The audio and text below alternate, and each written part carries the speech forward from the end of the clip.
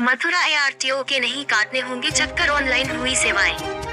मथुरा परिवहन विभाग की सेवाओं को भी ऑनलाइन कर दिया गया है। इसके बाद अब आम लोग घर बैठकर ही अपने लाइसेंस अप्लाई कर सकते हैं। लाइसेंस बनाने से लेकर आरसी रिन्यू कराना भी इससे आसान हो गया है। इसके बाद अब लोगों को आरटीओ कार्यालय के चक्कर नहीं काटने पड़ेंगे। घर बैठे ही परिवहन विभाग से संबंधित कार्य को आसानी से कर सकेंगे। इससे लोगों को एजेंट के चक्कर से भी मुक्ति मिलेगी। Regional inspector technical Naresh Kumar ने बताया, परिवहन विभाग की सेवाओं को भी ऑनलाइन कर दिया गया है। इससे आमजन को काफी मदद मिल सकेगी। उन्होंने बताया, ड्राइविंग लाइसेंस और गाड़ी का रजिस्ट्रेशन कराने के लिए किसी दूसरे को डॉक्यूमेंट नहीं देने होंगे। आपको सिर्फ परिवहन.gov.in पर जाकर अपने आधार कार्ड और जन्म प्रमाण पत्र या हाई स्कूल की मार्कशीट को वेरीफाई करना होगा। इसके बाद आप घर बैठे ही 18 सुविधाओं का लाभ ले सकेंगे।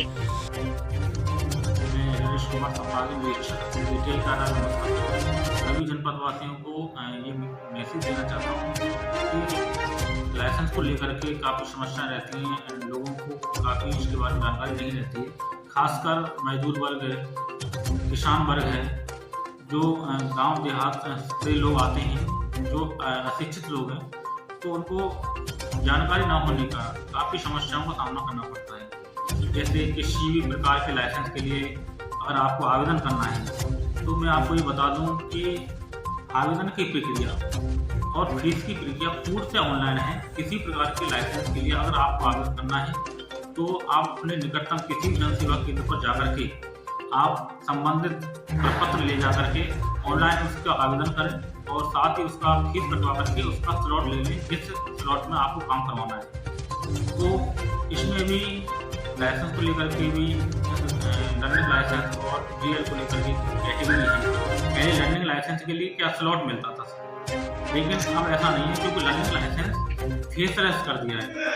फेसलेस में बाहरी फीस कटानी होती है, उसमें स्लॉट नहीं मिलता है, यानी सीधा केवल स्कूटनी कार्यालय के द्वारा हो जाती है और कार्यालय के बाद स्कूटनी होने के बाद आवेदक ऑनलाइन अपना जनसेवा केंद्र पर जाकर के टेस्ट दे सकती है। इसमें किसी प्रकार का कोई स्लॉट नहीं मिलता है। दूसरा डीएल होता है, ड्राइविंग लाइसेंस होता है, जो परमानेंट लाइसेंस उसको बोलते हैं। 1 महीने बाद उसके परमानेंट लाइसेंस की ऑनलाइन आवेदन करें और उसका फीस कटवा करके स्लॉट लेकर के कार्यालय में आए, अपना स्कूटनी करवाकर टेस्ट दे करके और जैसे फेल या पास होगी उसके बाद उसका निर्णय करने के बाद भी लाइसेंस का अप्रूवल कर दिया जाता है। किसी प्रकार के डुप्लीकेट लाइसेंस या रिन्यूअल है या किसी प्रकार का स्पेलिंग नाम में कोई अगर करेक्शन करवाना है, गलत हो गया, सही करवानी, कोई भी आवेदन करवाना है तो उसका एजेंसी वकील से ऑनलाइन करो, फीस कटवाएं। संबंधित प्रपत्र जो है उसकी जानकारी होना अत्यंत आवश्यक है। क्या क्या आपको डॉक्यूमेंट अपलोड करना है। जैसे लर्निंग लाइसेंस के लिए आपको बता दूँ जो क्या क्या आपको कागज अपलोड करने हैं उसकी आपको जानकारी होना बहुत ज़रूरी है। जैसे लर्निंग लाइसेंस के लिए अगर आपको आवेदन करना है तो उसके लिए आधार कार्ड और पैन कार्ड। पैन कार्ड नहीं है तो 10th की मार्कशीट की फोटोकॉपी सेल्फ अटेस्टेड करके फोटो और उसमें जनसेवा के द्वारा अपलोड कराएं और अपनी फीस कटाएं। ऐसे परमानेंट के लिए आपको ये करना है। और अगर हैवी लाइसेंस बनवाना है तो हैवी लाइसेंस के लिए परमानेंट से परमानेंट लाइसेंस बन जाता है तो उसके सही 1 साल बाद आप हैवी लाइसेंस की प्रक्रिया के लिए ऑनलाइन आवेदन कर सकते हैं। हैवी लाइसेंस के लिए परमानेंट लाइसेंस बनने से 1 साल का गैप होना चाहिए।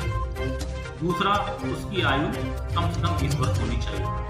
हैवी लाइसेंस के लिए पहले हैवी का उसके बाद 1 महीने बाद हैवी का परमानेंट होता है। परमानेंट होने के लिए भी स्कूल में एडमिशन लेना पड़ता है, जो मोटर ड्राइविंग स्कूल होते हैं उसमें एडमिशन लेना पड़ता है और उसमें 1 महीने की उनकी ट्रेनिंग होती है, प्रैक्टिकली ऑथोरिटी ट्रेनिंग होती है। ट्रेनिंग लेने के बाद एक उनको 5 नंबर 4 अंक सर्टिफिकेट प्राप्त होता है।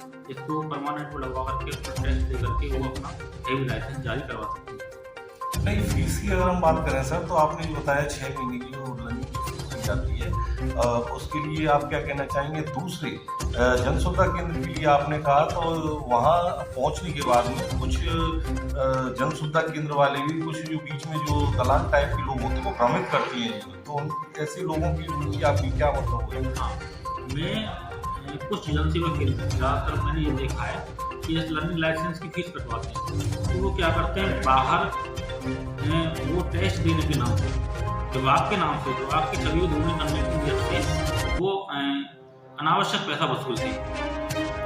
और जब वो अपने मंशों में कामयाब नहीं हो पाते हैं तो विभाग की छवि को दोगुनी करने की वजह से हमारे नाम से वो शिकायत करते हैं, क्योंकि सरकार ने लर्निंग लाइसेंस और पोस्ट ऑनलाइन कर दिया है कि कार्यालय में स्कूटनी होने के बाद उनके मैसेज जाता है, OTP जाता है, तो OTP उनका जन सेवा केंद्र पर बैठकर कैमरे के सामने उनको टेस्ट देना होता है। लेकिन उनमें क्या होता है, जो अपने ईमानदारी से टेस्ट देते हैं उनका लर्निंग लाइसेंस ऑटो अप्रूवल हो जाता है। ये भी एक सुविधा सरकार की रखी गई है कि लर्निंग लाइसेंस ऑटो अप्रूवल कर दिया गया और बाहर से ही वो अपना लाइसेंस जो प्रिंट कर सकते हैं। लेकिन जो किसी चीटिंग करके अगर लर्निंग लाइसेंस देते हैं तो उनका लर्निंग लाइसेंस वायलेशन हो जाकर के वो रिजेक्ट में चला जाता है। तो जब वो रिजेक्ट हो जाता है उसको लेकर के वो जन सेवा केंद्र से मिलकर ही जन सेवा केंद्र वाले ही उनको वो उनसे पैसा लेते हैं। लेकिन वो जब उनका लाइसेंस रिजेक्ट हो जाता है तो वो हमारे नाम से शिकायत करवाते हैं। तो अभी तक ऐसे लोगों के प्रति आपकी तरफ से कितने लोगों की कार्रवाई की? मैंने इसमें अपने जो ERT मोड है उनको मैंने अवगत कराया है, तो उन्होंने ये आश्वासन दिया कि वो उसको प्रशासन के साथ मिलकर के जो क्राइम जो साइबर कैफे जो भी अपराध कर रहे हैं, इस तरह के गलत कर रहे हैं, उनके खिलाफ जल्दी कोई ना कोई कार्रवाई की जाएगी।